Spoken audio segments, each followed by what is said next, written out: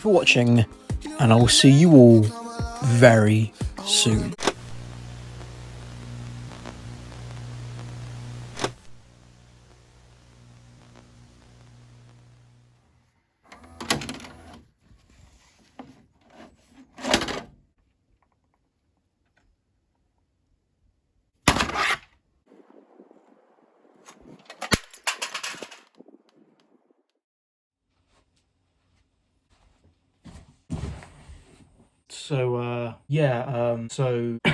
Look, I've been busy, okay? College, work, being old, very old, having different interests like Sonic the Hedgehog. I may be low income, but I'll never be low income. So yeah, that's essentially the main reason why I've been gone. And what better way to come back than a video I was supposed to upload 3 months ago? And I will see you all very soon. Bro, what are you talking about, man? So without further ado, let's get right into Percy's ghostly trick. Starting with the history, read to you by our co-host, Oliver11GWR. Thanks, Sean. I'm very glad to join you for this most excellent review. Anyway, now for the history. Percy's Ghostly Trick and Other Thomas Stories was originally released on VHS on the 17th of August 1994 by Quality Family Entertainment on behalf of Strand Home Video. It was released the same day that Thomas's Christmas Party and Other Favorite Stories was originally released on VHS as well. This VHS was released at an interesting time, as the first 3 seasons of Thomas had been broadcast in the US across 3 seasons of Shining Time Station, but Thomas's 4th season had not yet debuted in the UK in November 1994. An interesting tidbit of trivia about this release is it is the first Thomas VHS worldwide to feature a Thomas music video.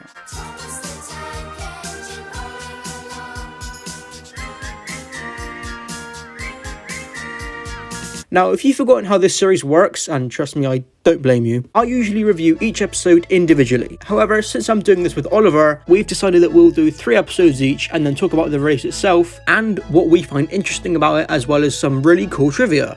Now, let's not waste any more time, and let's get into it. Thomas's Anthem. This VHS is pretty unique, as in the opening, as opposed to showing the title of the first episode, it shows Thomas's first music video, and then plays Thomas's Anthem, also known as Thomas We Love You. This is an iconic song for the Thomas franchise, musically based on Thomas's theme, but featuring children singing about Thomas.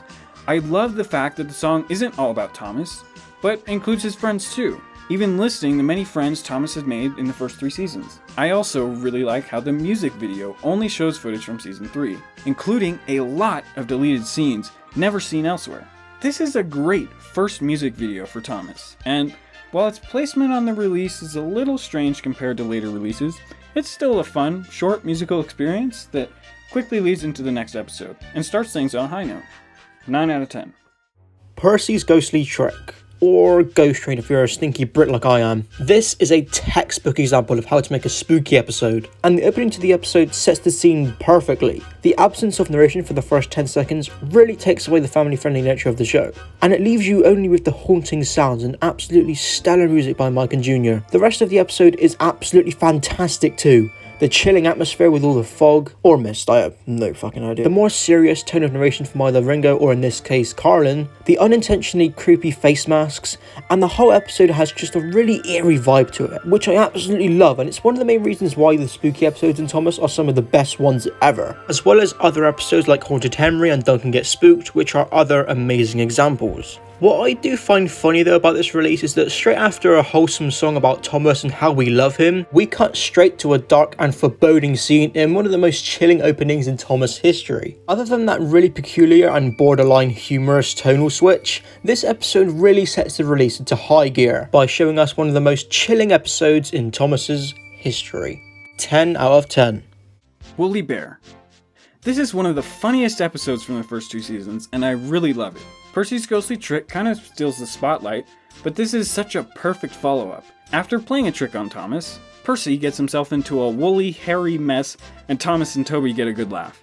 This episode isn't a very common one to come by here in the US, only being featured on this VHS and another VHS I had as a kid, Thomas's Soda Stories.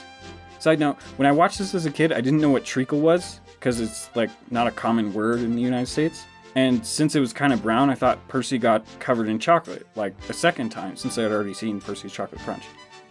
This episode really should have been on Best of Percy. It's one of the most overlooked Season 2 episodes out there. 9.5 out of 10. Now, here's the thing.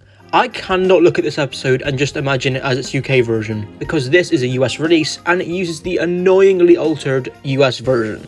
Ugh, let's get this over with.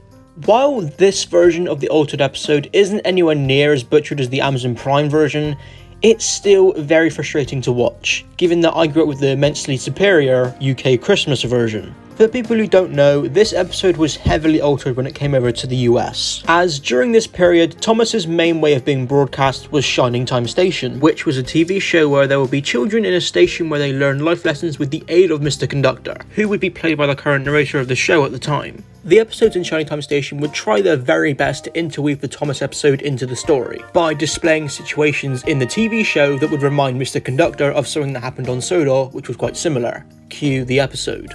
Yeah, Shining Time Station wasn't very good. Now you're probably thinking, then why did they change this episode for America? It's not as if the US doesn't celebrate Christmas.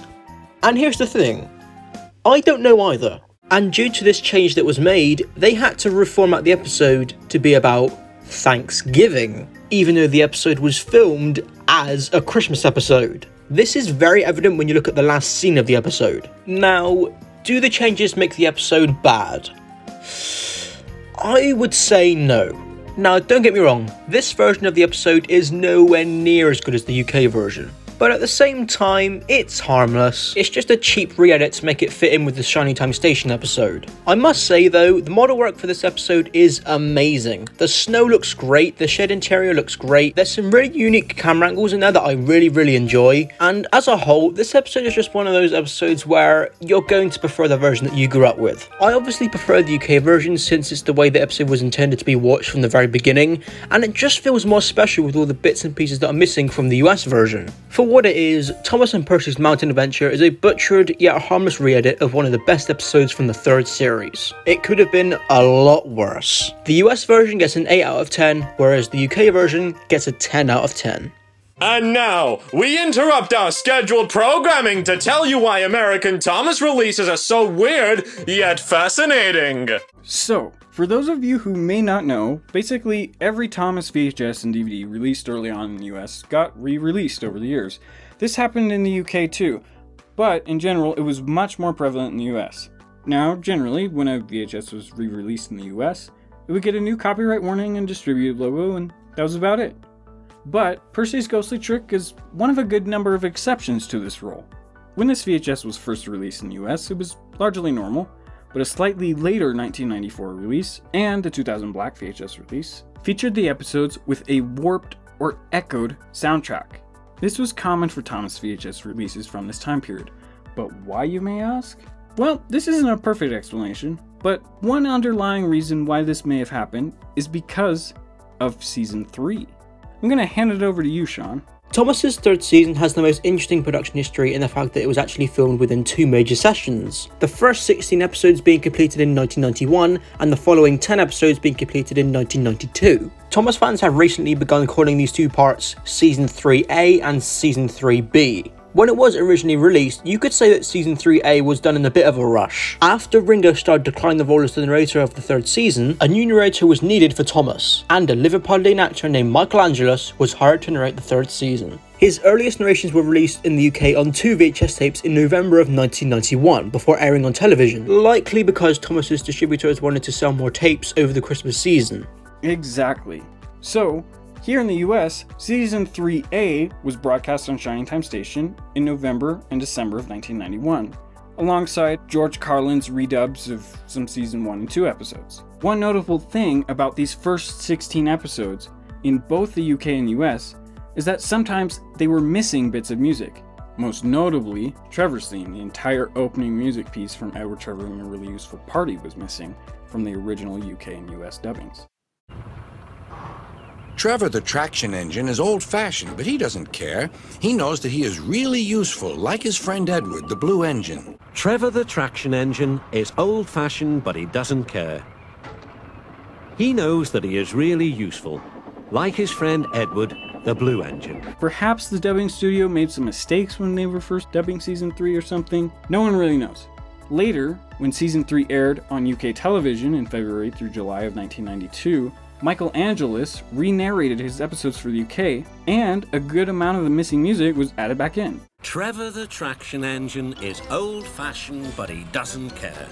He knows that he is really useful, like his friend Edward, the blue engine. But in the US, George Carlin didn't need to re-narrate his episodes, so the VHS distributors decided they could just add back in the missing music by layering the new dubbing track over the old one, effectively echoing the soundtrack.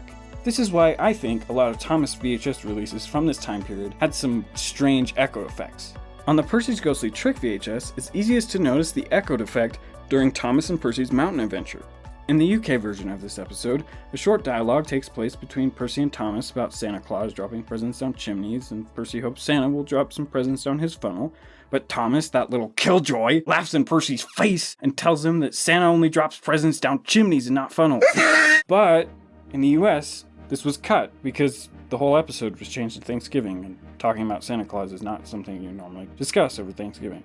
In the echoed version of this VHS, the dubbing track from Thomas and Percy's dialogue overlaps the dubbing track when Percy goes to fetch his mail from the siding, and for the remainder of the episode, these two overlapped dubbing tracks play at the same time, and it sounds pretty strange. Well done, Percy! Well done, Thomas! Cheered the villagers. Percy, I've just remembered, your mail train is still back at the siding, isn't it? Percy hurried back to fetch it. Just then, Toby arrived with Henrietta. We've brought lots of hot drinks and food for the villagers, he whistled. That night, all the engines had gone back. Now, while the echoed VHS caused some strange audio quirks, another re-release of this VHS had some visual differences. When Video Treasures bought out Strand Home Video in 1994 and began producing their own Thomas VHS releases in early 1995, they re-released some older tapes with this styled label, and some featured some pretty big changes. The most well-known and highly sought-after Thomas tape, made by Video Treasures, was a re-release of Thomas Gets Tricked and Other Stories, featuring George Carlin as a narrator. And, for reasons unknown, 4 extra episodes were added at the end. But Video Treasures also made some changes to Percy's Ghostly Trick as well. Since the 1994 VHS showed a title card for Thomas's first music video, Video Treasures decided it needed a new opening, with Percy's Ghostly Trick and Other Thomas Stories shown in the title. They used the same Season 4 styled font for the opening, also seen on the Rescue to the Rescue VHS. Video Treasures also replaced the intro and Thomas's anthems mono audio with stereo audio, and they added name boards between Thomas's anthem and Percy's Ghostly Trick. This version of the tape was only released for a short time in 1995, and only has this specific label, so it's kind of rare now, but in my opinion, it features the best watching experience for this VHS. Escape. This episode is so good. The plot is fairly simple, but the execution is where the magic takes place. Edward reminds Douglas of the fact that Douglas was going to be scrapped if Sir Topham Hatt hadn't decided to be kind to him and keep both Scottish twins. So with that in mind, when Douglas later meets Oliver, an engine trying to escape from scrap, he agrees to help him. I love the dark, claustrophobic atmosphere of the yards, but easily the best element of this episode is its music. Mike O'Donnell and Junior Campbell wrote a suspenseful orchestral piece for the main climax of the episode. The suspense that this music and atmosphere builds, especially when Oliver's about to get caught, is unmatched, and the musical triumph as the two engines ride through the sunrise is one of the greatest moments in the entire Thomas series. I might even be as bold to say that this was the most cinematic Thomas ever got prior to Season 5, and this episode is personally my favorite Thomas episode of all time. 10 out of 10. Oliver owns up. This episode is so underrated. This episode has, without a doubt, the most variety of camera shots of any episode in the entire series. I'm going to place just some clips for you, and it will just show the amount of variety of camera shots in this episode. Here's a look. And watch Duck and Oliver far below, busily at work on Duck's branch line near the sea. Henry says I'm amazing. He's right. He whistled as he swooshed along the line. Every wise engine knows that you cannot trust freight cars. The other engines warned Oliver, but he took no notice. Oliver fought hard, but still they forced him on and on. But it was too late. I'm sorry, sir, He said to Sir Topham Hatt. the branch line won't be the same without you, whistled Duck. A few days later, Oliver did come back. His coat gleamed brighter than ever. He was a wiser engine, too, and never made a mistake about cars again. From the very first shot to the last, Oliver Owns Up does not cease to please the eye. George Carlin's narration here is also at its very best. His Oliver voice, while very odd, is oddly still fitting for him. Miles better than what Brandon gave us. I'll be out here all night. This episode is also just a really good one for Oliver's character. It shows that he can be very egotistical, and when he does get too big for his boots, he rightfully gets put in his place. I don't think there's really that much to say about this episode, other than the fact that it's just really good. The narration, the crash, the cinematography, the character variety, the music, literally everything about this episode is amazing. 10 out of 10. All at sea. You can definitely tell that this episode was David Mitten's idea. This episode almost feels like an epilogue to Tugs. Duck's desire to explore the seas, to see beyond the horizon, is a very relatable feeling. I used to feel the same as a kid. But Duck's realization that he can still enjoy life as an engine with rails to run on is really powerful. I personally really love the way George Carlin delivers that ending line, and the music is absolutely beautiful throughout the episode too. I love the opening theme, and the ending theme is so poignant yet beautiful. This is a perfect end to this VHS. 10 out of 10. Well, that would be the end of the VHS if you had the normal version. And honestly, I very much prefer the original version of the tape when you look at the ending of the other tape. The ending of the original tape ends on such a beautiful note, the all at sea ending, the long pause to take in the last shot, and then the credits roll on the last frame. Absolute perfection. But then, bam! You've got a Christmas episode? Okay then. Also, I only just noticed this now, but this release has such a bizarre variety of episodes. You've got a Halloween episode, a funny episode, a Thanksgiving episode, an escape episode, a character development episode, an emotional episode, and then a Christmas episode tacked on at the end. You'd think that would be to the release's detriment, but it's actually to the release's benefit, as it really brings out a lot of variety to the tape, and it never feels repetitive or boring. Anyway, Thomas and the Missing Christmas Tree is a great episode. It feels a lot bigger than all of the season 2 episodes, and I think that's because of how the snow looks and how it obscures a lot of the environment on Sodor, making it almost unrecognisable. I've also got to say that this episode has one shot that I really like, and that's this shot right here. There's something about it that's just so cool. I loved it when the classic series really showed what it could pull off. I also find this episode oddly funny. I don't know if it was intentional or not, but the Ringo Starr versions of this episode are absolutely hilarious. The way they muffle Ringo's narration so it sounds like he's actually under the snow is definitely an interesting effect, but it just comes across as just hilarious to me. Hush! I can hear something. Probably the wind. No, listen! Look! It's Thomas! And this scene afterwards is just the icing on the cake.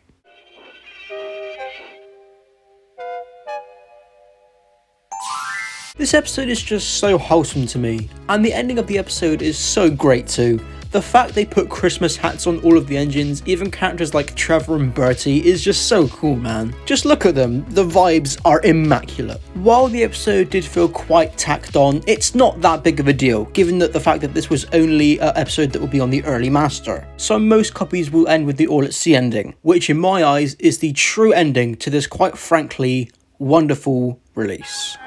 Duck still wonders about the lands beyond the horizon, but I think he knows that sometimes the best travels are those we can only dream about. Don't you?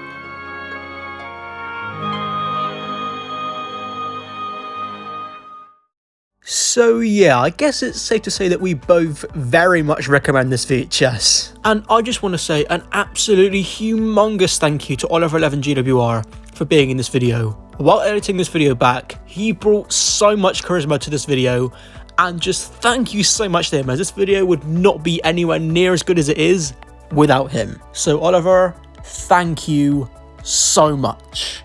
Thank you so much for having me, Sean. This is one of my favorite Thomas media releases of all time, and I'm very glad to have joined you in discussing it. Till next time. And that's it. There's nothing else for me to do. I've done all the classic releases that I wanted to cover. I've covered a US release, and there's nothing left that I need to do. This might be the end. Well, if there's one thing I can take from this video, it's that I'm no longer a fraudulent bastard. And while DVD reviews may be over, that title can finally be put to rest. Good riddance. Calling all engines! Make sure to check it.